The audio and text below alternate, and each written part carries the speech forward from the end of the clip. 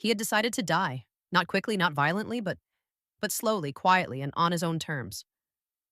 Once he had a life, a job, friends, a purpose, but somewhere along the way, everything slipped through his fingers.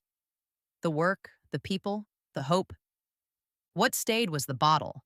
So he packed what was left of his life into a car and drove to the City of Lights, a place where no one asks questions, where every night looks the same, where you can disappear and no one will notice. He made himself a promise.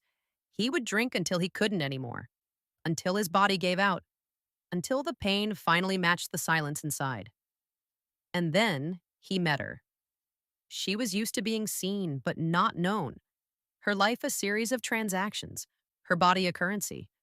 The city had hardened her, but not completely. Beneath the surface, there was still softness, still the faint memory of tenderness. Their meeting wasn't romantic. It was awkward, raw, human. Two people used to being invisible, suddenly noticing each other. She offered him kindness. He offered her honesty. He told her the truth, that he was dying, that he didn't want to be saved. And she didn't try to save him. Maybe that's why it worked. They fell into a rhythm. Two lost souls orbiting each other in the chaos of neon nights and empty mornings. She brought him food, laughter, a reason to speak. He gave her something she hadn't felt in years, acceptance. No judgment, no pity. Their love wasn't about redemption. It wasn't about fixing what was broken.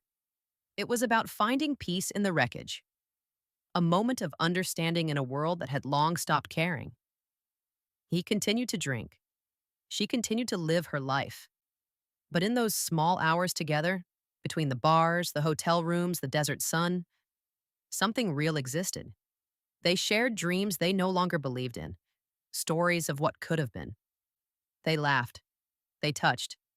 They existed. And for the first time in a long time, neither felt alone. But love, even the purest kind, can't save someone who doesn't want to be saved. His body began to fail. His words slurred into whispers. The city around them blazed with life while he quietly faded away. She stayed through the shaking, the sickness, the silence. She held his hand as he slipped away, not as a savior, but as someone who understood. In the end, he found the peace he'd been searching for. And she, the woman who had built her life around survival, found something she didn't know she could still feel: grief. She returned to her apartment. The city hummed outside, indifferent, eternal. She lay on her bed, the sunlight spilling through the blinds, and smiled through her tears. Because for all the pain, all the loss, all the brokenness, for a brief moment she had been loved. Not perfectly, not forever, but truly.